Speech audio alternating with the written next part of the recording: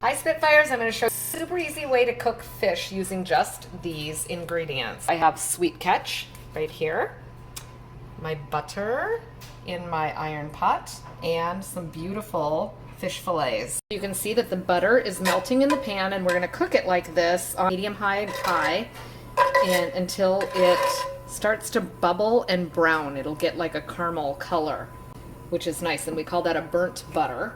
And then we're going to put our fish in, and I'm going to sprinkle the sweet catch on the fish as it's cooking, just about a minute per side, so it just sears it. And then I will return it to the pan. So this takes about maybe 3 minutes. Okay, you can see that the butter is starting to get to that caramel color.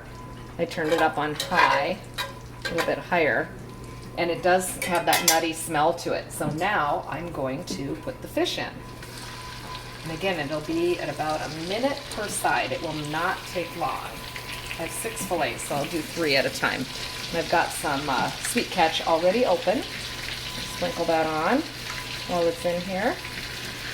And then we'll flip it. Now you can stop it. See that these are slightly browned. It's been about a minute. And I'm flipping them, and we'll put a little sweet catch on the other side. But look at this butter, it smells great. And it's got that nutty smell and a little caramel color to it. It smells like butter that you get when you're served lobster at a high-end restaurant. It smells fantastic.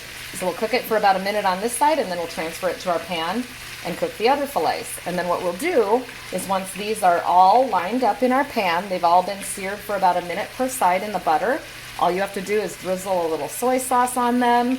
Even one of my chic chick cheese sauce is great. And just pop them in the oven until they flake and they're done. That's it. Happy cooking.